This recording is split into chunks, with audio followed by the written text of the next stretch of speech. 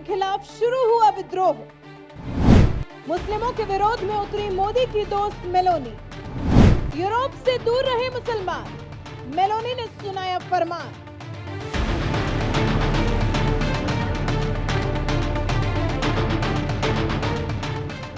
इस्लाम धर्म के खिलाफ नीदरलैंड से लेकर यूरोप तक विरोध होना शुरू हो गया है। एक तरफ जहां नीदरलैंड के भावी प्रधानमंत्री गीट विल्डर्स ने कट्टरपंथी मुसलमानों को देश छोड़ने का आदेश दे दिया है, तो वहीं अब यूरोपीय देश इटली में भी मुसलमानों के खिलाफ फरमान जारी हो गया है।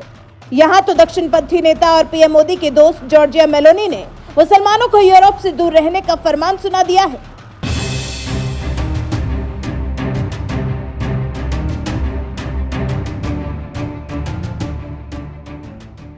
इस्लाम धर्म और शरिया कानूनों के खिलाफ इटली के प्रधानमंत्री जॉर्जिया मेलोनी ने लगता है मोर्चा खोल दिया है।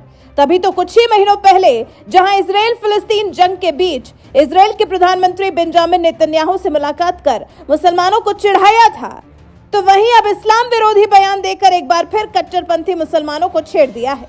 एक बयान में पीएम जॉर्जिया मेलोनी ने कहा, इस्लामिक संस्कृति और यूरोप का कल्चर आपस में मेल नहीं खाता है। ऐसे में इस्लाम के लिए यूरोप में कोई जगह नहीं है।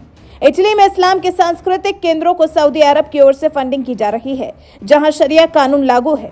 यूरोप में जो इस्लामीकरण की प्रक्रिया चलाने की कोशिश की जा रही है, वो हमारी सभ्यता के मूल्यों से बहुत दूर है। ऐसे में मुसलमान यूरोप से दूर रहें।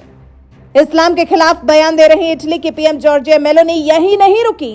उन्होंने सऊदी अरब में लागू शरिया कानून की आलोचना करते हुए कहा, वहां एडल्ट्री करते पाए जाने पर लोगों को पत्थरों से मारा जाता है। होमोसेक्सुअलिटी के लिए मौत की सजा दी जाती है। मुझे लगता है इसमें सुधार लाया जाना चाहिए। मैं इस्लाम को एक निर्धारित चश्मे से नहीं देख रही, बल्कि जो समस्याएं हैं सिर्फ उन्हीं के बारे में बात कर रही हूं।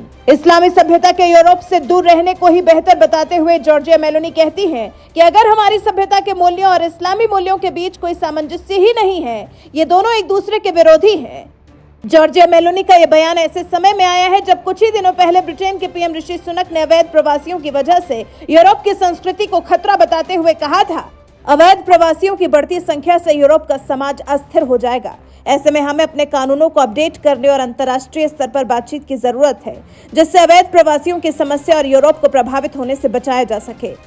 एक तरफ जहां इटली की पीएम मेलोनी कह रही हैं कि यूरोप से मुसलमान दूर ही रहें, तो वहीं ब्रिटेन के पीएम ऋषि सुनक भी कह रहे हैं कि अब वक्त आ गया है कि हमें अवैध प्रवासियों को रोकने के लिए बने कानूनों को अपडेट करना चाहिए। और अगर आपको लगता है कि बात सिर्फ इटली और ब्रिटेन तक ही सीमित है, तो आपको बता दें, नीदरलैंड के प्रधानमंत्री बनने जा रहे गीट विल्डर्स तो इन नेताओं से भी बड़े मुस्लिम विरोधी हैं। उन्हें तो कट्टरपंथी मुसलमानों से इतनी नफरत है कि उन्होंने तो प्रधानमंत्री का पद संभालने से पहले ही ऐलान कर दिया है कि इस्लाम धर्म को कानून से ऊपर समझने वाले कट्टरपंथी मुसलमान नीदरलैंड छोड़ दें। यहां रहना होगा तो कानून का पालन करना होगा।